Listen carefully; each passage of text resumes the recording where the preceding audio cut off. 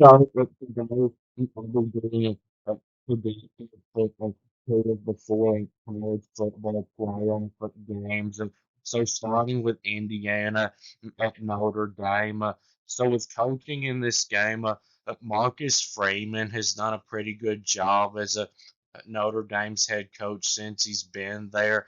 But so did Brian Kelly. But Brian Kelly's problem was he couldn't win any of the big games. And so far, that's been the case with Marcus Freeman, too. But of course, this season, he's not even coached in a big game. Their best win was against Texas A&M, who turned out to only be an 8-4 team. And then Kurt Cignetti, Indiana's head coach, has done an amazing job with their program because in his first season he got them to an 11-1 record. And Indiana, was a terrible program that hadn't won 11 games in the 3 years combined before he got there. Before he got there, the 3 years before that, they were averaging three wins a season. And I don't care how weak of a schedule Indiana played. To do that in a Power Four conference is impressive. But I think it's pretty much been confirmed from watching the Indiana Ohio State game that Indiana's not actually an elite team; they're just a good team. So the defenses for both teams this year have been really good for the most part. But Notre Dame's defense did struggle against Southern Cal, and that is a little concerning for Notre Dame in this game because Indiana's offense has been very good this season for the most part. But at the line of scrimmage in this game, Notre Dame is always a physical team, and Indiana, for the most part this season, has been good at the line of scrimmage on both sides. But their offensive line has struggled the two times they've went against a good defensive line this year, which was against Michigan and Ohio State. And that's concerning for Indiana in this game because Notre Dame's defensive line is really good too. So at the line of scrimmage, I would give Notre Dame the advantage by at least a little bit on both sides. But at quarterback in this game, Indiana's quarterback Curtis Rourke has had a pretty good season. He's thrown for 2,827 yards in 11 games. And he's been very accurate, completing over 70% of his passes, and he has a very good 9.9 yards per throw average. But a concern is that against Ohio State, which is a really good defense like Notre Dame's. Of course, theirs is better than Notre Dame's, but still, Rourke was terrible. He was 8 of 18 for only 68 yards passing. So at quarterback for Notre Dame, Riley Leonard has not been as good of a passer as he was when he was at Duke. He's only got 2,092 yards passing this season. And Notre Dame's problem this year is what seems like has been their problem forever, is that their passing offense. And I even thought that that would be better this year, even though I'm more of a gotta see it to believe it type of predictor, uh, because Riley Leonard, had been a good quarterback for Duke, and they brought in some transfer wide receivers that have been pretty good at their old teams. But the wide receiver position for Notre Dame has still been a problem this year. None of their wide receivers have very big numbers, and even their tight end Mitchell Evans has been a disappointment this year too. He was really good last year, but this year he doesn't even have 30 catches. But Notre Dame's run game is really good, and that's what they're going to want to do in this game. Because they've got two really good running backs. Jeremiah Love has got nearly 950 yards rushing, and Darian Price has got over 650 yards rushing. And Riley Leonard has still been a really good runner. He's got over 700 yards rushing. Notre Dame's one of the best rushing teams in the country. And for Indiana, Justice Ellison has been their best running back this year, and he's done a pretty good job for them. He's rushed for over 800 yards. And Indiana's got a really good receiver, Elijah Sarrett. He's the receiver that went with Signetti over to Indiana from James Madison. He's got 890 yards receiving on 49 catches and is averaging a really impressive 18.2 yards per catch. And uh, Notre Dame's defensive line best player, Howard Frost, has been out for several games with an injury, but I saw he's expected to play in this game, so that's really good news for Notre Dame. But Notre Dame's best cornerback and one of the best players on their whole team, Benjamin Morrison, a possible first round draft pick, is out for the season. So that's bad news for Notre Dame. But for Notre Dame at linebacker, Jack Kisser has been their best player. He's had a good season, and he's their leading tackler with 64 tackles this season. And Notre Dame's at safety, Xavier Watts is a for sure first round draft pick and probably the best defensive player in this game. And then for Indiana defensively, uh, uh, their defensive lineman, Mikael Kamara, it has been one of the best in the Big Ten. He's got 10 sacks and 44 tackles this season. And then their linebacker Aiden Fisher has been a tackling machine with 108 tackles this season. And then they've got two great players in the secondary too. At safety, Sean Osbury, and then at corner, D'Angelo Pollins. I don't think that this game will be like the Indiana Ohio State game was. I think this will be a close game, but I think Indiana's offensive line is going to struggle in this game, which is going to cause them to struggle to score points. And I think Notre Dame is the more talented and more deep team. So I am going with Notre Dame to win. 24 to 17 over Indiana, and now Clemson at Texas.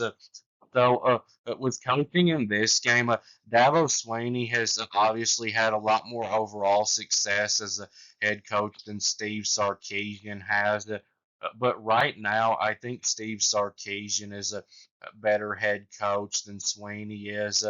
Now, if I was going to do a top 10 head coaches list again, which I'll probably do after this season is over, I would still put Swinney in my top 10, but I would now probably put Sarkisian in my top five. So, quarterback in this game, if these two teams had played last year, obviously I would have said Texas has a huge quarterback advantage. But now I can't say that. I don't even really think they do have a quarterback advantage over Clemson. Cade Klubnik has been improved this season. He's thrown for over 3,300 yards, and he's been a better runner too, rushing for 458 and 7 touchdowns.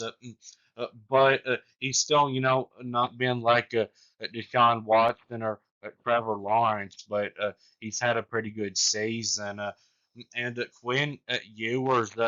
At this time last year, he was expected to be a first round draft pick, but now he's I've seen could go as low as sixth round in the NFL draft.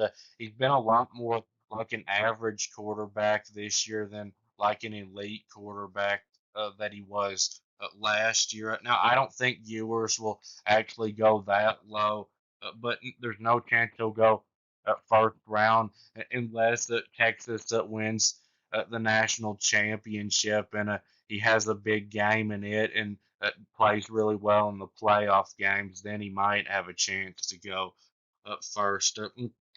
Round, but Manning could get involved in this game. I was surprised when Sarkisian didn't give him a try in the SEC championship when Ewers was struggling. And at wide receiver in this game, so for Texas, Isaiah Bond has been dealing with an ankle injury, and I saw he's going to try to play in this game, but if he does play, he won't be anywhere near 100%.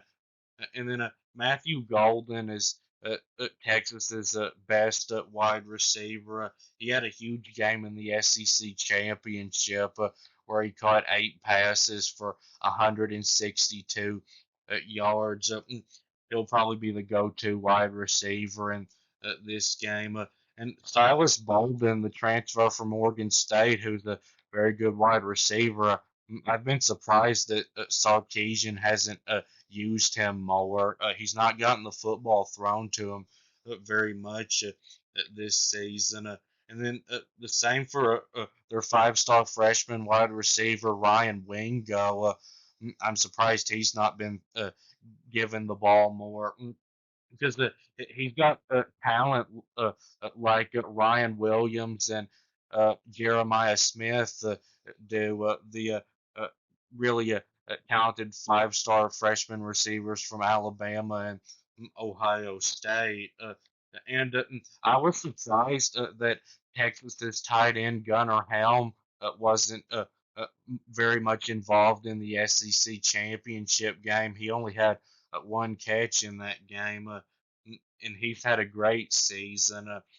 And Clemson actually probably has the best at wide receiver in this game, Antonio Williams.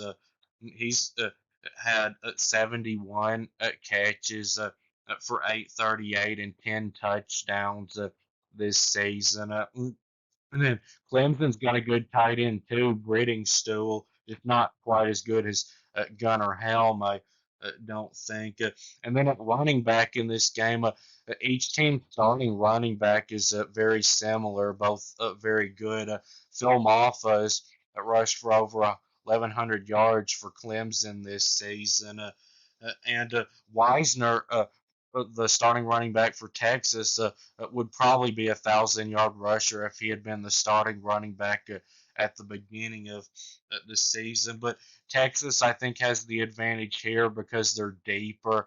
Clemson doesn't have a good running back number two to go with Moff, and Texas has a couple other good running backs that I'm surprised weren't used more in the SEC championship game. Steve Sarkisian needs to split carries more with his running backs because Jaden Blue only got 2 carries in the SEC championship, and Jarrett Gibson didn't even get a carry.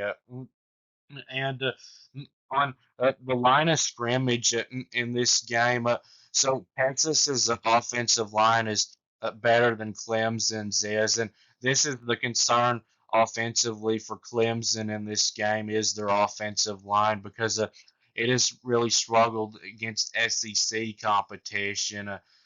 In the Georgia game, they got dominated, and then they struggled badly against South Carolina, who's also got a good defensive line. And Texas's offensive line is obviously in better shape now than it was in the SEC championship game because Kelvin Banks is going to play, and he's one of those players that you can really count on. He doesn't really make mistakes. But Clemson's a front seven of their defense has still been really good, and even though Clemson's defense hasn't been as good this year. And Clemson's at front seven, I think, can match up pretty well with the Texas offensive line. I don't think they'll dominate them, though. And Clemson's at front seven is pretty close, I think, to as good as Texas's front seven is. But I think that Texas's front seven is going to probably dominate the Clemson offensive line. But Clemson's defensive lineman, T.J. Parker, is one of the best in the country. He's got 11 sacks this year and 54 tackles. And then, I've talked about Texas's elite linebacker, Anthony Hill, but Clemson's got a linebacker that's close to as good as him, Barrett Carter, who is a possible first round pick. And uh, Clemson's got a couple of linebackers that are first year starters that have really come on this year, Wade Woodez and Sammy Brown. But in the secondary, Clemson does not match up well with Texas at all. Texas's secondary has been great this year, and Clemson's secondary has really been what's caused their defense to take a step back this season. I do think that Clemson's front seven will be good enough to keep them in this game for a while, but I do think Texas will pull away and win comfortably because of Clemson's offensive line being an issue and the secondary for Clemson probably being an issue in this game because Quinn Ewers, I know, has not been amazing this year, but he's still got the talent to where he would have a chance to pick apart a struggling secondary. Now, I'm not saying he's going to throw for 400 yards in this game, but he's going to make some big plays passing, no doubt. I got Texas getting the win, 27 to 10 over Clemson. So that will be it with this video. Please subscribe. Thanks for watching, and I'll be back soon.